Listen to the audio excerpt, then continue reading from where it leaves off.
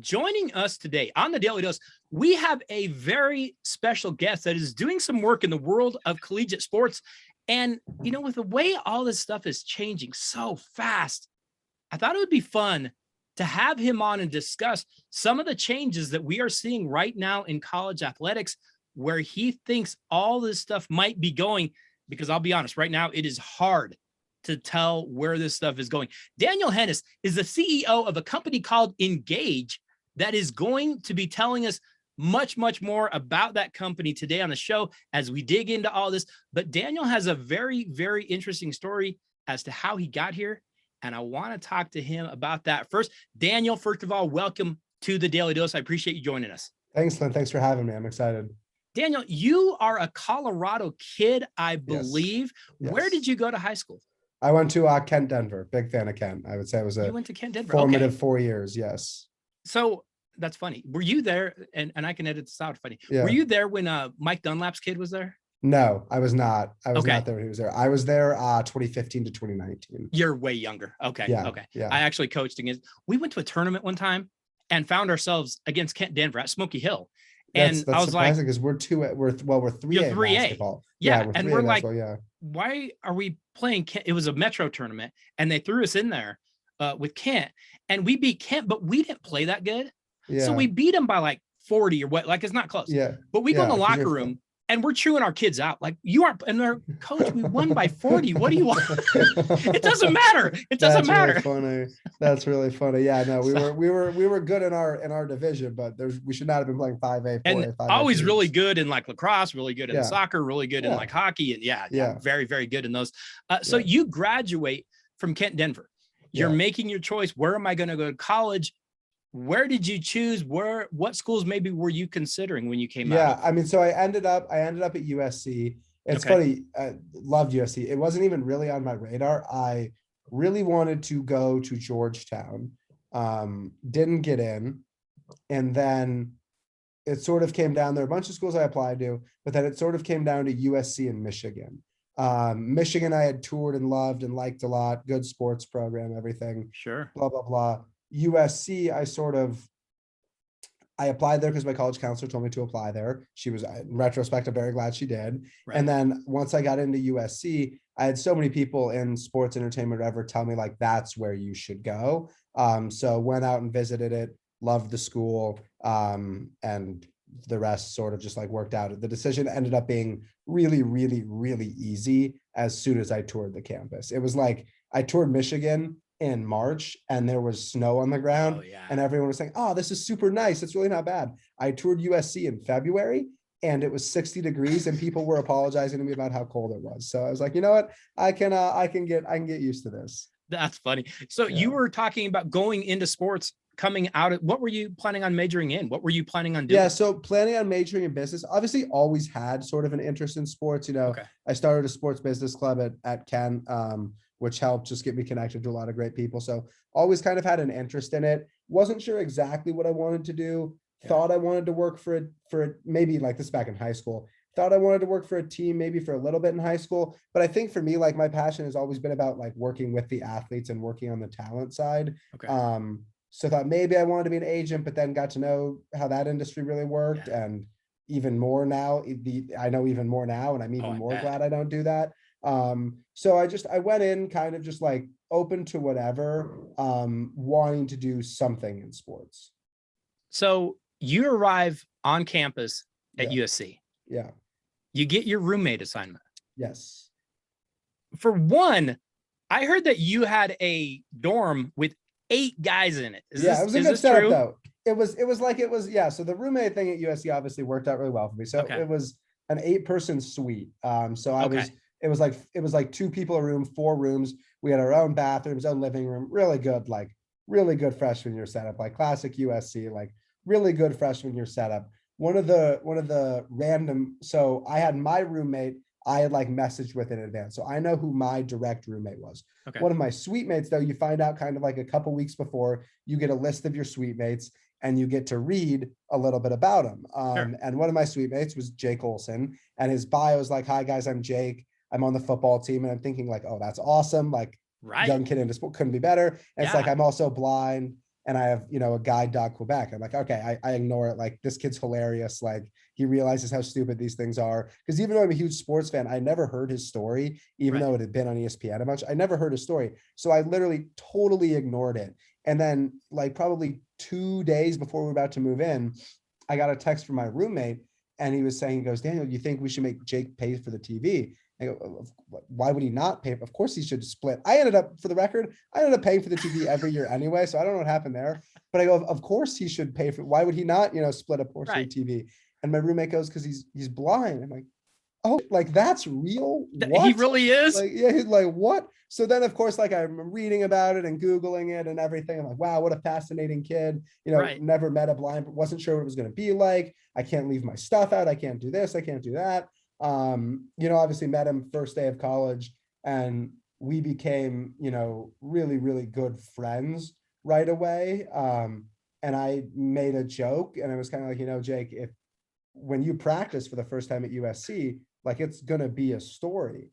He goes, no, it's not, like, no one's going to care. I'm like, here's the deal. If you practice at USC and it's a story, I get to tag along to your interviews as your, like, PR guy, as a joke. Okay. And Jake goes, fine, probably thinking nothing of it.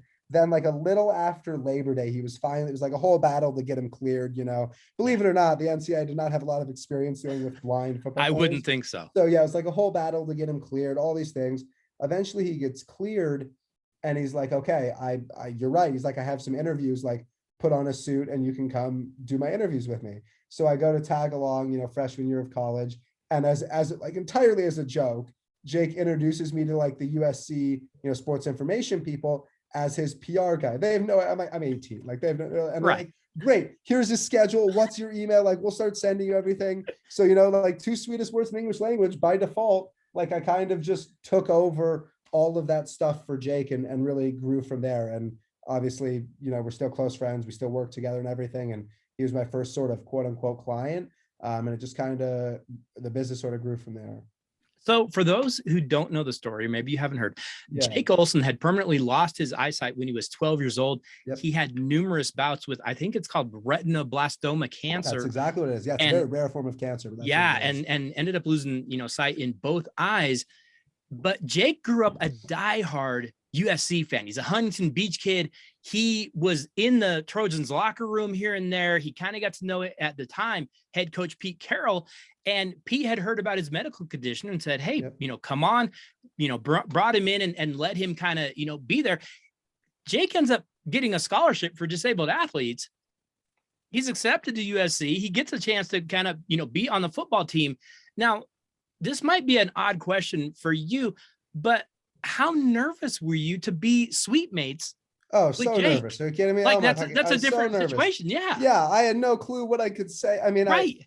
I was, am I going to offend? Unfortunately, nothing offends Jake. He's like the funniest kid. Like, nothing offends him. Yeah. But you have no idea what you can and can't say. I was worried, like, can I say things like, did you see that or whatever? Did you do this or do that? Right. But I realized early on that I was going to get along with him because he's a huge sports fan. When I really realized we were going to get along is when we were watching, it was like the first week of the NFL season, we were watching a game and they called pass interference. And Jake goes, that's not pass interference. I'm like, how the hell? Like, you couldn't see it. He goes, it's not pass interference. And when I realized, like, he was stubborn enough to argue about what things looked like, I'm like, okay, we're gonna get along very well. So yes, I was definitely nervous, but that probably lasted all of about like 3 hours. Like, and then awesome. We're both huge Chicago Cubs fans. Like, the nerves dissipated very quickly. That is awesome. It sounds bad, but I'm glad to hear that he just has that attitude that you just are like, no, you're comfortable with the guy. He's just a good guy. No, he makes blind jokes. Like, we have a lot of fun with it. Yeah. That's so funny. So on September 2nd, 2017, USC is playing Western Michigan in the fourth quarter season opener. They're pulling away. They're blowing them out. Late interception gets taken back for a touchdown. And we get a chance for Jake to go in and take the long snap for an extra point. Delivery is perfect. He's mobbed by his teammates. The crowd is chanting his name. Everybody goes crazy. But Daniel, then things begin to blow up because the next week You go with Jake to New York. You're appearing on Good Morning America, daytime crazy. talk shows. Yeah, You've I'm got not. He college is. game. I'm tagging along. But you're tagging along, yeah, and you're the number helping one him thing out. I hear is get out of the shot. But yeah, he's appearing on all those shows. Yeah. But the media comes calling for Jake, and Yeah. you're kind of helping him through what had to be this really, really overwhelming process. Yeah. What do you remember about that time and the travel and all that? Oh, yeah. I mean, so we'd been playing for, so to go back real quick, to rewind, leading up to that moment, right? One of the first things we did when he got to USC, and this was back in 2015, is he'd been doing a lot of motivational speaking ever since he was 12. And the first ESPN story came out and Coach Carroll took him in. He'd been doing a lot of motivational speaking and stuff ever since he was 12. Okay. So the first thing we did when we got to USC after we took over as his manager, is he actually got a waiver from the NCAA. It's called the double life rule. It's basically because Little Romeo played basketball at USC while being a rapper, the NCAA actually created a little known rule that basically says if you're famous outside of your sport before becoming a college athlete, you can continue to make money off of your name, image, and likeness. So back in 2015, we got a waiver, and this again, I had no, like this was all USC compliance that was just like, we're going to handle this for you. So they were amazing. So we got a waiver that allowed Jake to continue to do his motivational speaking, to continue to do his appearances, because, you know, Lil Romeo of all people paved the way. So I started managing his speaking engagements and appearances leading up to after his sophomore year ended. We got a feeling that junior year was going to be the year where he was going to get a chance to play. So we started planning. We wanted to make sure there was media to cover the moment. We wanted to make sure everything was in place. So we called our friends at ESPN and we're like, look, here's the deal. And what we told him was, we're like, here's what we know. We know Jake is going to get into his game. We know he's going to get into a game his junior year, and we know it's not going to be week 1. So if you want to do a long sort of feature piece on Jake on E60, because that's who our friend worked for, you know, you can come, you can shoot in the preseason in August. You can shoot some B-roll footage during the game week 1 against Western Michigan, and then he'll snap later in the season. We'll give you a heads up and you can come out for that game. So like, sounds great. So we had a full on ESPN camera crew. That whole shoot, I mean, I could do an entire podcast episode about the chaos of that whole shoot. Why? What was going on? Oh, I mean, just, you know, between USC not getting the right permits and everything. Long story short, I think my USC, the way it works in the dorms is you have to each, you know, room, like each person in the room gets a couple guest passes that they can use to bring friends in. Okay. And USC hadn't permitted anything. They forgot to like get the permits for ESPN to shoot. So ESPN's like, well, where can we film? I'm like, well, actually, USC just opened their brand new village. I have friends who live there. It's like a really beautiful setup. Why don't we film there? So like, okay, we don't have any permits. I'm like, don't worry, my friends will guest you in. So I had literally my friends come down from like the second floor and guest in, like, I'm talking like an 8-person ESPN camera crew with like trolleys of camera equipment. And the person who's like running security was so confused at like what's going on. And so that was a whole, like, there was so much back and forth, but basically we had put the things in place to have sort of like a documentary crew there to capture it. We were told explicitly it's not going to happen week 1. So we're doing all this filming. The game's on week 1 game is September 2nd. I was planning on going home. It was my 21st birthday on September 4th. I was planning on going home right after that game to, you know, celebrate my birthday with see my family, see my brother, all of those things. Thursday of that week, so that would have been August 31st, Jake comes back to me. He comes back from practice and he goes, I think you need to cancel your flight. And I'm like, why? He goes, well, Coach Helton told me I'm going to snap. And he's like, what? I was like, what? Are you serious? He goes, yeah, he told me I'm going to play. I'm like, that's awesome. We need to tell ESPN. And Jake goes, well, no. You can't tell ESPN because Coach Helton wants to keep it super under wraps. He doesn't want anyone to know. He wants it to be quiet. So you can't tell ESPN. So the next morning we show up because ESPN was there shooting what they thought was B-roll. So the next morning we show up to like meet the camera crew and everything. And it's super awkward because we've been told Jake is snapping and we can't tell ESPN. But there was a miscommunication where Sports Information told ESPN that Jake was snapping, but that they couldn't tell Jake because it was going to be a surprise to Jake. So it was like literally something out of a movie where we sat. Everybody knows and has to pretend they don't know. Where we sat there literally in silence, and we're all good friends, and we sat there in silence for, a good 10 minutes before I just go, I think you guys know. And they're like, yeah, that he's playing. Do you know? I'm like, of course we know. And then we figured it out. And like, they had to bring in like a full on extra camera crew overnight. Like it was cool to see like the full resources at ESPN come together to get like another camera crew in. And then they wanted to get the document. I mean, this isn't like a quick, 5-second news story. This is a 30-minute piece that's coming out. So then they wanted to get the piece out to be the first major, like, comprehensive national hit after he played. Sure. So then he snaps on that Saturday. ESPN films, they all fly out to Bristol, and they literally had like 2 edit rooms to cut up all the footage, working like 24/7 for a week to get it out the next Sunday on E60. But no, and so we're off topic, but I just remember that all of that very well. It was crazy. That is insane. Being down on the sideline because there was no way I wasn't gonna be on the sideline. Oh yeah. I remember being down on the sideline for that game, and originally they thought it was gonna be like a blowout, and that Jake would snap in the second quarter.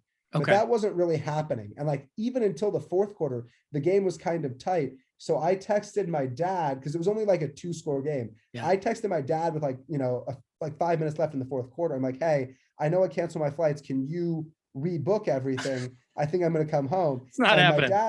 My dad texted me back. He goes, no, don't worry. There's going to be a pick 6. Like he's going to get in. 2 minutes later, we have a pick 6. Jake gets in to snap. And the coolest thing about that, and I get goosebumps thinking about it, is like, I knew that's one of those rare special things where like, I knew as that was happening, I'm like, okay, life's going to be a lot different after this moment. Like, I bet there's everything before this and there's everything after that. Right. And then, he snapped and like, it was crazy. I mean, like that whole everything after that is a blur for like the next 3 weeks. I mean, I literally like USC Sports Information just like gave me an office in their athletic department complex. And it was just so much coming in all at once. There was the 36-hour stretch, as you said, where we after practice on a Thursday, we flew red eye to New York, landed in New York, no sleep. Jake went straight to Good Morning America, did Good Morning America live. Then Harry Connick Jr. had a show at the time. Harry sent a car, picked him up from Good Morning America. He did Harry Connick Jr., then back to Times Square to do the pre-production meeting for College Game Day, then dinner, then sleep, then woke up the next morning, did College Game Day live from Times Square, then flew back on Saturday morning. And that was all like 36 hours. Oh my goodness. And it was just the most chaotic, like stressful, but we knew, right? Like it doesn't take a smart person, like even an idiot could realize that like that was our chance to capitalize on everything, to set him up to be, sort of figured out for the rest of his life. So we knew that as crazy as it was, we had to make it happen. Everything work. So that was a unique process for sure. Oh, I can't even imagine. Yeah. And I can't imagine the whirlwind that had to be and just completely overwhelming to young kids. Yeah, we still like schoolwork. I mean, I just turned 21. We're still figuring out all of still turned 21. It's like figuring out all of his New York logistics. Oh, it was a nightmare. I look back, I'm not totally sure how I handled it. My phone would probably die like 6 times a day. Oh my goodness. But it was quite the experience. Remind me to take your dad to Vegas because he's predicting pick 6s when you need him. Yeah, I mean, it was unreal. Very, very lucky. Really glad it happened, obviously. Let me ask you this, and I don't have any idea, but you guys have this friendship. You guys are sweet mates. You're hanging out all the time. He goes in, he makes a snap. He comes off the sideline. You're on the sideline. What are you saying to him? I don't even remember. I was so excited. I mean, I wondered if you would. Calm and composed. I was definitely more nervous than he was. Oh, I bet. All I remember is like the one rule, since I'm not on the team, I'm not technically affiliated with the team, and we already skirted every imaginable line with compliance because I'm in the facilities all the time. I ate for free with the team. Like, I remember the one thing they told me was like, don't go over the bench after he snaps. Like, don't like actually, there's like, even when you're down the sidelines, there's like a taped off area for like players and staff only. Okay. Like, whatever you do, don't go into that area. And I remember after he snapped, I realized like all bets are off. I'm like, I don't care. So I literally like jump over the bench that the players sit on because I know my friends, and I just like hug Jake. I'm like, I'm so happy. But all I remember is I'm completely oblivious. And the Pac-12 obviously it was on the Pac-12 network. Oh yeah. So they had a camera up close on Jake's face. And I just remember like, I went to like hug Jake, and literally for a second, the entire TV shot, my friends would send me those, was just my face. Cause I was like right in front of the Pac-12 camera until they like shoved me away. And I honestly don't remember what I said to him. It was so like delirious. Like we were just so happy. And I remember right as the game was ending and we were about to jog out to midfield for like post-game handshakes, USC's sports information director comes up, Tim Tessalone, man's a legend, great guy, comes up and taps me on the shoulder. And I think he's going to tell me, get off this part of the sideline. Be here. He just taps me on the shoulder and he goes, you ready? You've got it from here. And I had no idea what he was talking about. And then he just disappears. We jog out to midfield. The whole thing was, craziness. Completely surreal. Yeah, completely surreal. That's amazing. So through all this, you and Jake form a friendship, you form a partnership. Yeah. And with Jake doing public speaking, you have now formed a company. It is a company called Engage that is looking to help other college athletes that are working to get some name and likeness opportunities. Daniel, tell me a little bit about what Engage does for prospective clients. Yeah. So basically after Jake snapped, speaking of things that changed, his speaking demand exploded, right? He started getting so many requests. And around the same time, a couple weeks after that, I got a call from Ryan Harris, who played on the Broncos for a long time, won a Super Bowl. He was doing a show in Altitude, still doing a show in Altitude. And he called me, don't know how he got my number, and was like, hey, I'm doing a lot of speaking. Would you want to manage my speaking engagements? I was like, okay. Why? Like what? Why me? But he's just a really good guy. So basically the business got started because I was managing Jake, and then now I took over managing Ryan, and I still manage him. Okay. So I was managing all of his speaking engagements. And originally the business got started. I'm like, look, this process is super inefficient. Like I shouldn't be faxing people contracts, in 2017, like that's ridiculous. Right.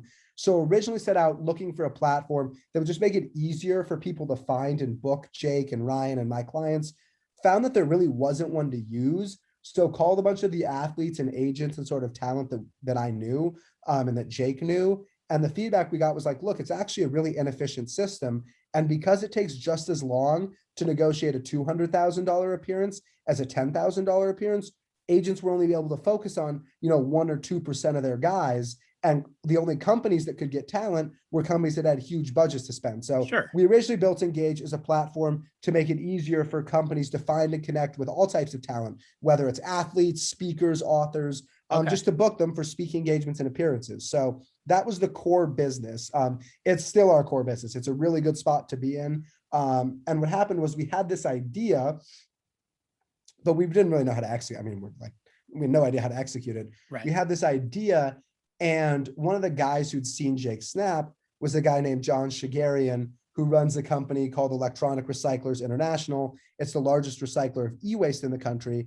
And he reached out and was like, look, I want Jake to come speak to my company in December. Like, let's have lunch in November. So we had lunch in November, and we still have this idea. It's like November 2017. We still have this idea. And I remember I'm meeting John at the parking lot to pick him up and walk him over to lunch with Jake. And I call Jake and I'm like, Jake, I just read John's bio. First words out of your mouth. We didn't even have a company name at this point. Like, first words out of your mouth, like, need to be about our company, because this dude will invest in the spot. Like, he will invest on the spot. And Jake's like, okay, sure. So we sit down and John goes, Jake, what are you passionate about?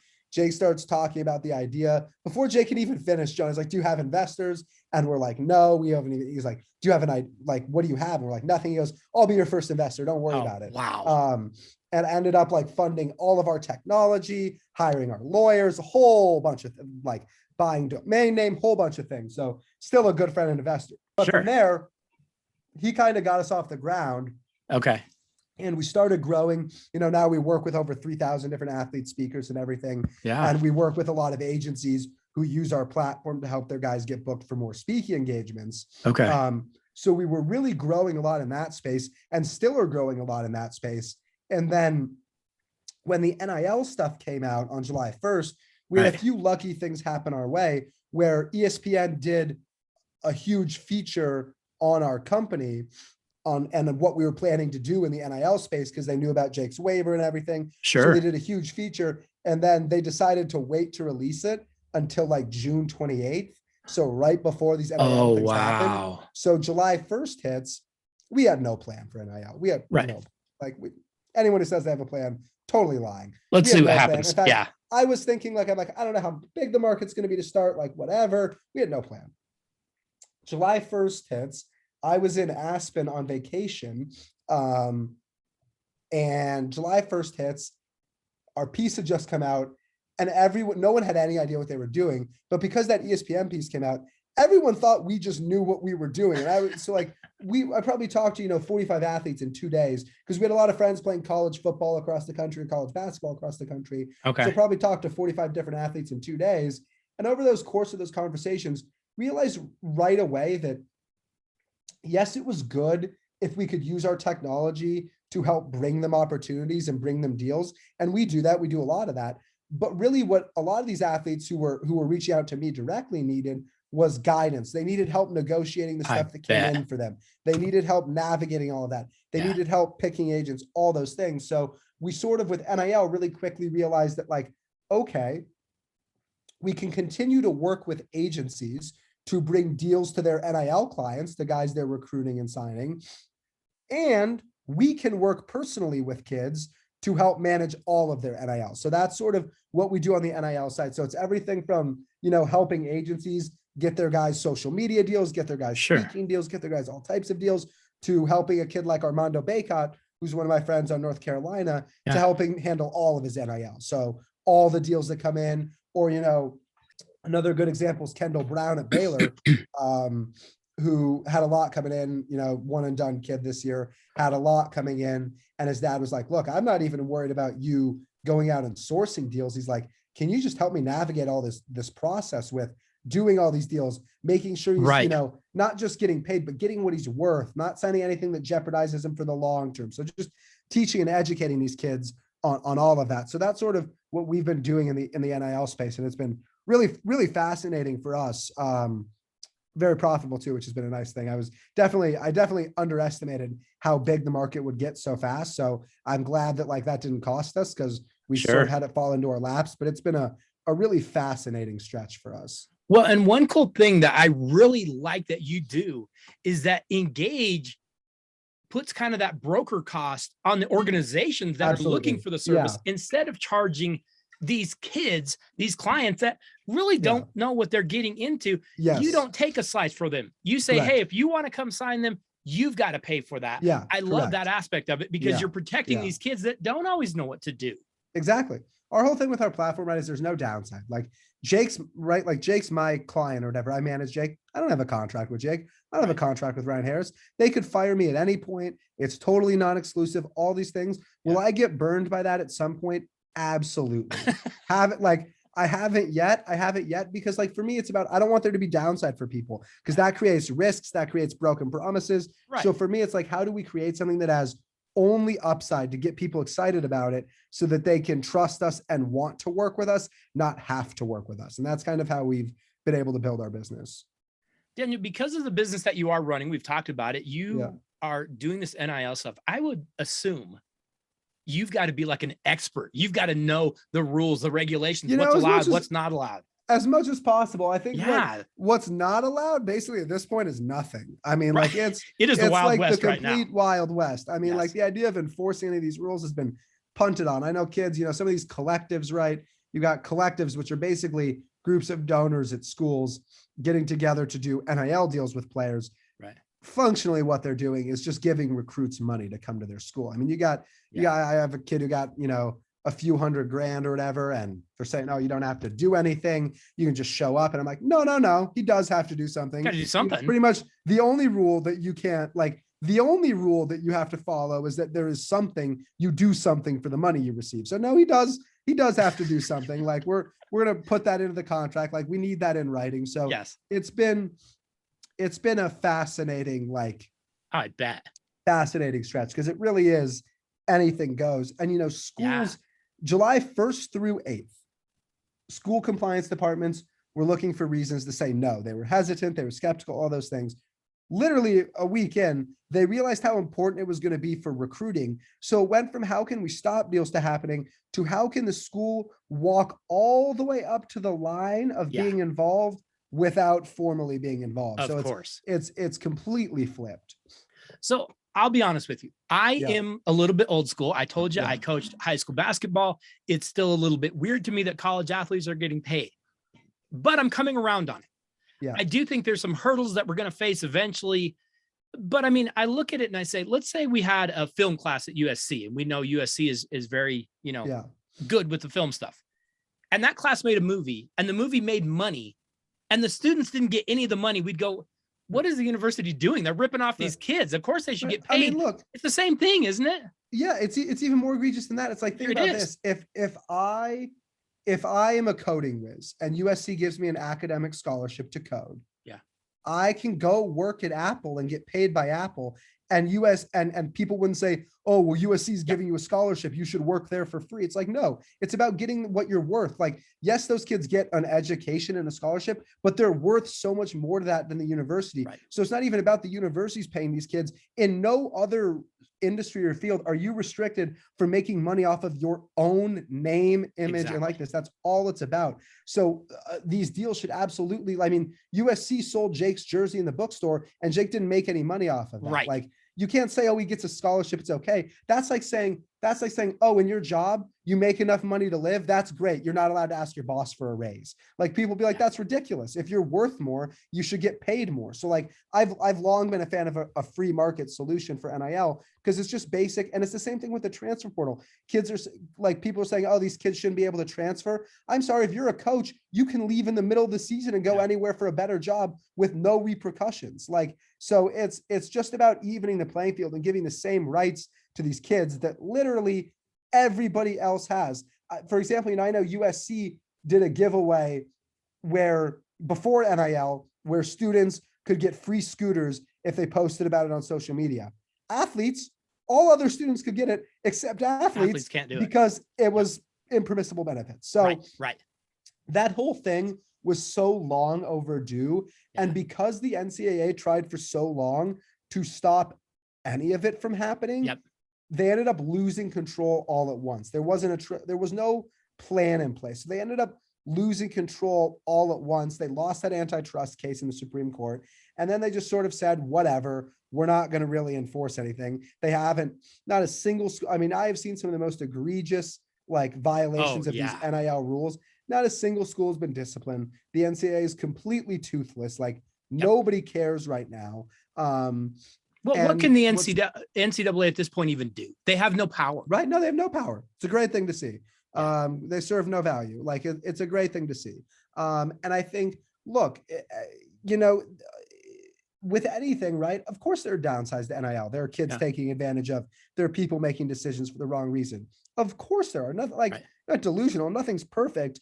But on the whole, it's been a massive net positive. I'll use Armando Bacot again as an example. We just did a partnership for him to endorse a charity in the North Carolina area that raises money for families who have kids dealing with life-altering medical conditions and crippling expenses as a result. What a great use he's using his name, image, and likeness to help raise far more than he's being, paid to endorse the charity. And that would have been illegal by NIL rules. Like, it's so there's so much good that is happening that it vastly outweighs the bad. You have people who have no pro potential who are finally able to capitalize on their earning window. Like it's just a really, really good thing to see. Daniel, do you worry at all about any kind of like revenue sharing model where there's equity to different members, maybe on the same team, maybe different sports, like Title IX kind of stuff where, hey, females might not make the money that, or is this just free enterprise? And we say, hey, what you can make is what you can make. And that's just where it is. Is there any concern for that equity? I don't know. I think thus far there really hasn't been. And it's like, look, it's something that I'm less concerned about. Look at the NBA. Right. LeBron James makes more money than Taylor Horton Tucker because he's worth more to the Lakers. Yeah. That's how the world works at the You're sports exactly level. right. So and that's what's happening in NIL. For the most part, it's fair market value. If a company realizes that doing a deal with you is going to get the most ROI with them, they will pay more. Like they're going to pay for the athletes who have the most ROI for their brand. That's just good business. So look, I think everyone's able to get something, and the better players, like that's just how it works. The better players are always going to get more. Yeah. Like CJ Stroud's going to get a Bentley. Ohio State's third string offensive lineman is not going to get a Bentley. Right. And that's right. because CJ Stroud is more marketable and Really, worth more really to the good. school. The same thing happens in the NFL, and no one's saying, oh my God, why does Dalton Risner not have the same endorsement deals as Russell Wilson? Right. Everyone realizes it just makes sense. Like that's how it goes. So I'm not concerned about it. I think one of the things that excites me actually is we've seen so much success with women's athletes getting NIL deals and getting opportunities, and not just women's basketball. I'm talking softball and volleyball and all those things. So that's been really cool to see, is brands realize the value of investing in women's sports, and they realize the importance of doing it equitably. So the market has valued that and put good money into it. So it's been really good to see, because you know how egregiously low salaries are in women's professional sports. Right. So it's been really cool to see these college athletes start putting money in their pockets now, and understanding financial literacy now, and capitalizing on this window as a result of NIL. So it's been, in my opinion, it's been fantastic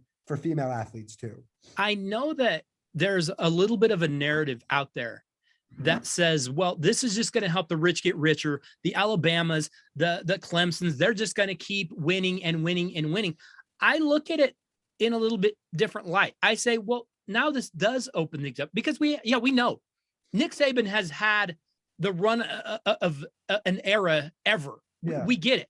But now there's nothing saying you can't go out there and compete with him. There's nothing that says A&M can't go out there and recruit too, because, hey, they've got boosters too. Maybe this evens the playing field more than people think it's going to. Yeah. And again, if it doesn't, I don't care. Before NIL, basically every CFP was won by Alabama or Clemson. You're right. It's not like it was even before. It was already highly regionalized. The only, like, the westernmost team to win a college football championship in the CFP era is Ohio State. Yep. Like, it was already very regionalized. It was already very few programs, because guess what? These schools were already doing that. Talk to any student athlete who's recruited in the South, and they will tell, I mean, I have multiple friends who will tell me stories of having coaches drop off duffel bags of 10 grand, 20 grand, 30 grand. And these aren't even 5-star kids. So like, it was already happening. Yes. So like, I just can't bring myself to care about that argument, because it was just already happening. Do you worry at all? And I'm right there with you. I look at it and say, hey, this stuff was already happening. I get that. Do you worry at all about the improper recruiting? Because my thing is this. My thing is always, this is supposed to be about the kids, right? This isn't about like the old businessmen in the conference room getting what's best for them, right? It's supposed to be about the kids. Yes. I do worry, are we going to start paying, 9th graders, 10th graders, that kind of thing, getting into inducement for athletes to maybe go to this school? It's happening. Absolutely. Yeah, it is happening. Is it's a huge problem. Concern? Yeah. That's the biggest downside for me right now. It's a huge concern, because here's the thing. So I tell all the kids I work with, no amount of NIL money you get, no amount of anything like will be worth a professional contract. You need to go to the school. Like, if your goal is to play in the NFL, and like, look, I know statistically, blah, blah, blah, really you should go to the best academic school that can prepare you for life after football, blah, blah, blah. That aside, because that's realistically not how these kids make their decision. No, they don't think they want to get to the league. Kids. So fine, you want to get to the league, you need to go to the school that has the best track record, and the coaching staff that has the best track record of building, growing, and developing players for that next level, because that's going to be worth more than the NIL money you get now. So I think what's happening is schools are buying kids with NIL money, which is great for the short-term benefit to your bank account, but will actually cost you money in the long term. And I think what's happening too, and one of the things that's of a concern to some of the coaches we'll talk to is, you've got boosters who are so involved that they're basically the GM now. They're saying, oh, the transfer portal, we're going to go in and offer this kid $800K, and we're going to get him to come here. Too bad. I don't care if you want him or not. He's coming, like, you want him now. So I think that's been kind of a concern. Yeah. Well, and seeing along those same lines, there's inducements for kids to transfer. We know that's happening. Boosters are coming and say, hey, transfer over here. My concern, again, because our worry is for the kids, right, is that a kid is putting his name into transfer. Once he kind of severs that tie with the school he was at, and then maybe the school that was talking to him, it kind of pulls off. Hey, we don't want you. That kid's stuck. I'm more worried about that kid. Yeah, it's happening 100%, and it's a risky situation for sure. Yeah. Yeah. What do you do? Do you coach these kids up? Do you coach up, mom and dad? What do you do to kind of try to avoid some of these traps? Yeah, I just don't work with kids who think like that because it's not our core business. I can't bother. Like, Okay. I can't handle myself. So the Yep. people we work with personally on an NIL level are people who have their heads screwed on right. I don't recruit kids because, again, we can't be competing with agents. The people I manage the NIL stuff for are all people who are referred to me by word of mouth. And the first Okay. thing I ask them is how they think about it. Yeah. And if they think about it the wrong way, there were multiple kids we said no to this year because they just didn't think about it the wrong Wow. way. So we avoid that. We're in a really luxurious position, right? Where we're well funded and the speaking business does really well. Right. So someone like Armando who comes to me and says, I'm thinking about how NIL can set me up to build generational wealth and get all these business connections, jump at the chance to work with him. Sure. And we've had a lot of success. Someone like some of the other guys who are like, I just want to make as much money as possible, doesn't work for us. What's a red flag for you? You talk to a kid, you're having this conversation. What's one that you just go, whoa, this might not go well? When they're like, what deals do you have for me right now? Okay. Before we've even started working together. Yeah. Or, I asked them what they're interested in and it's making money. I asked them, what their expectations are and they think they can make $1 million. It's just like when we're not aligned. And then and look, some people are the right fit for them in that cases. We're not. And it's when we're not aligned and you can just tell. I love being able to talk to the parents and the whole family. I mean, you can just tell. And when you're not aligned, you say, it's all good. Like, thank you so much. This Right. isn't a fit and it's totally fine. Now, this is just me, and I'm not a very smart guy, but I have always felt, going back to the past few years, the best way to handle this is to have companies like yourself, to have agents like yourself that are reputable, that are ethical, that are going to do what is best for these kids, because there are boosters out there that will lie. That sometimes this isn't even a contract. Sometimes, like you said, this is word of mouth a lot of times. Hey, we'll give you this amount of money. That is looking out for these kids' best interest. When I see something like what you're doing and you're looking out for these kids and saying, hey, let's find you the best situation because you're going to be lied to a lot. That is the direction I think this has to go in. That's why I'm fully on board with what you're doing. And we'll see. Look, I think the tricky thing, right? And I think one of the benefits we have going for us is we're not agents. I'm not trying to sign these kids. Yep. I'm not trying to sign these kids to represent their NBA contract or the NFL contract. Sure. I'm really just here to help with NIL. So because of that, I'm able to use the expertise and stuff that I built with Jake. And I'm also not trying to shove bad deals down their throat to get them to try to sign with me at a later date. So a lot of the worst deals are coming from agents who are trying to make it look like they're doing something for these kids. So they're forcing them into long-term bad deals so that they can look valuable because they think it'll help them sign the kid to go pro. For sure. Yeah. This is probably getting way too far ahead. And that's all right, because it's fun to play fantasy. But let me ask you this. Do you see in NIL, do you see like maybe a salary cap coming for these kids? Hey, there's a certain amount each program, I guess, can kind of earn, or each kid can kind of earn. Because again, as much as it's supposed to be about the kids, we know the old men in the boardroom are going to be going, hey, we're spending too much money. So do you see something like that coming? Or no, how are they there's not going to be a this? salary cap. You can't, NCAA can't do that, antitrust stuff. There won't be any caps to NIL earnings. What is going to happen is boosters are going to realize giving an 18-year-old $1 million is a really risky investment. Yeah. Like, maybe we don't want to keep doing this. When you donate to the university, you get a tax write-off. When you give the money to the kids, you don't get that anymore. So it's a less sustainable, less evergreen type of thing. So where I do think, it's interesting you bring that up, where I do think we'll see a shift is in how boosters perceive the market and their willingness to spend on unproven commodities. Okay.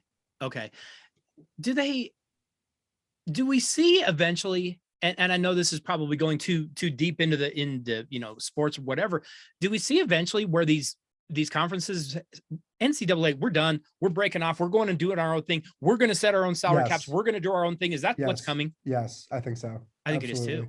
Unless I think we're going to see the SEC hires a really dynamic new president, which I'm sorry, couldn't pay me enough to take that job right now. No way. It's a no-win. Yeah. And here's the thing, we had one of our partners who's very plugged into all this stuff. He explained to us, he's like, look, the NCAA hires a new president. Let's say that process takes 10 months. Right. Then the new president brings in his own people. That process brings 10 months. Then they start getting to work on figuring things out. They've 3 lost years. basically 2 years. Yeah. 2-3 years. Yep. And at that point, there's nothing left for them to figure out because everyone's gone off on their own. Everyone's already gone. Yeah. I think that's absolutely where this is headed. What about, could you put in, and you know this more than I do, could you put in, hey, your NIL is dependent upon your academic requirements or behavior requirements? Is that kind of stuff coming maybe? So you can't do anything related to your play on the field. There can't be any incentive bonuses. Sure. And there can be some academic stuff, I believe, but that gets really tricky because your NIL deals can't be contingent on your enrollment in an institution. Like you can't have a deal that says you get X amount of money if you get this GPA at USC, because it can't be contingent on where you go to school. It has to be nothing to do with where you go to school. So I haven't seen anything like that. And I don't think we will because it gets tricky. And also athletes don't want anything tied to their grades. No, of course not. Just like I mean, I wouldn't either if I had I wouldn't either if I had a full-time job for 40 hours a week and had to do more than that and had to do school on the side. I wouldn't want, that's like having my compensation at Engage tied to like how good I am at dunking a basketball. That would be ludicrous. Like that would be ludicrous. So yeah, I don't think we'll see much of that. We'll see a lot of changes. I don't think we'll see a cap. And I don't think we'll see anything tied to like pay for play. Okay. That's very, very good information. Yeah. Very interesting. I could be wrong because things change every day. But that's they what do. I'm saying right now. That's what I guess I'm looking at this now and I'm saying, okay, we kind of know right now it's the Wild West. I'm kind of looking at going, where is this going? Where is this going to head? Because it's just so weird. There's so many. It's the Wild West for a while. Well, it kind of has to be, doesn't it? Yeah. Until everything kind of settles, and then we can look and say, okay, maybe we limit some things here. Maybe we change some things here. But it's also hard. There's no governing body right now. Who's going to tell anybody anything? Not the NCAA. I mean, there's just no way. Is there any ideas or any transparency to what guys are getting paid, or is that just all? I have a good set. Like some guys talk, other guys don't talk. Yeah. You know, we have a pretty good sense, like, because we're not agents, other agents will tell us what other guys are getting. Will tell us. So like, I have a pretty good sense. Yeah. I think a lot of guys will I will know what a company actually spent and they'll say a different thing. So I do think a lot of guys overestimate it. But there's some, like, I have a pretty good insight into who's getting what. They're definitely guys who made millions of dollars. Are they making millions of dollars for actually doing anything? Or yeah, trading cards and memorabilia. Those are the big ones. Those companies are spending huge money. That's where the money's at. Yeah. Is trading cards and memorabilia? Yeah. Okay. Absolutely. That's very, very interesting. That's where the money's at. And then what you have happening too is you've got, let's say an agent wants to sign a quarterback at a school, right? Okay. And they're at a mega agency and you want to represent this kid's NIL. Yeah. So you're at this mega agency and not only do you represent athletes, but you also represent companies. And let's say there's a clothing company. I'm just blocking out. I mean, this is a real thing that happens. So I'm just blurring out the names of everyone. I understand. Involved. But let's say you want to sign a quarterback at a university and you also represent a clothing company that spends a lot of money on talent endorsements, and you have complete control over their budget and how they spend it, and they don't really pay any attention. So if you're this agency, what you do is you go to this quarterback and you say, hey, we have this deal for you from this clothing company for $250,000. Look at this deal we just brought you. Imagine what we could do if you sign with us. And then that's how they sign them. So it's functionally bribing the kid with, even though the kid's not worth that amount of money, the brand could get better use of their money. This agency happens to represent the brand and they want to represent the kid. So they do that. And then you have kids getting, multiple 6-figure deals when they're not even worth it, just because the agency controls the brand's procurement budget. So yes, there are kids making real money for doing things, but it's all kind of questionable. This is absolutely fascinating and just super interesting to me to look at, some of the things that are changing, some of the direction this is going, and then to look at how you guys are kind of handling this and what you're doing at your end. It's super, super interesting to me. I'm hoping that again, this ends up being what is best for the kids. I believe so much of it is. Yeah. I think it can be good for college athletics in general. I think you kids will stay in see, school longer. right? We saw that this year. I had multiple kids come back to school Yep. because they knew they could afford to live. Right. And they don't have to say, hey, I'm one and done and I have to be one and done because my family needs money. Yeah. I need money. I've got to jump. We're seeing one of the best basketball players in the country, probably a lottery pick, go back to Kentucky and say, no, I don't have to jump now. Yep. Well, I'd rather see the development of kids. I'd rather see him develop his game and grow up a little more as a person. That to me can't be a bad thing, can it? No, it's a great thing. It's a great thing. It's a great thing. And it's been really exciting to see that development. Well, I absolutely love what you are doing. I think it is Thank you. A really cool situation that, again, you're looking out for these kids because that is supposed to be our bottom line. It is supposed to be, let's look out for the youth and kind of take care of them because they don't know how to maneuver their way through this. I would much rather see that than see the shady agents get involved and what can we get out of this kid and suck him dry before he leaves and we can't make any money off of him. I would much rather see that. Daniel, where can people go to find your company, to find information about your company? Where's the best place to go? Yeah, so our website is letsengage.com. Okay. And then our social media handles are Book with Engage. Book with Engage. Make sure you look for that on social media. I could sit here and talk to you about this all day because it is a fascinating conversation, but I won't continue to waste your time. No, it's been a blast. But Daniel Hennes, thank you so much for stopping by the Daily Dose. It was really, really interesting to hear what you have going, and I wish you all nothing but the best going forward. Of course. Thanks so much, Clint.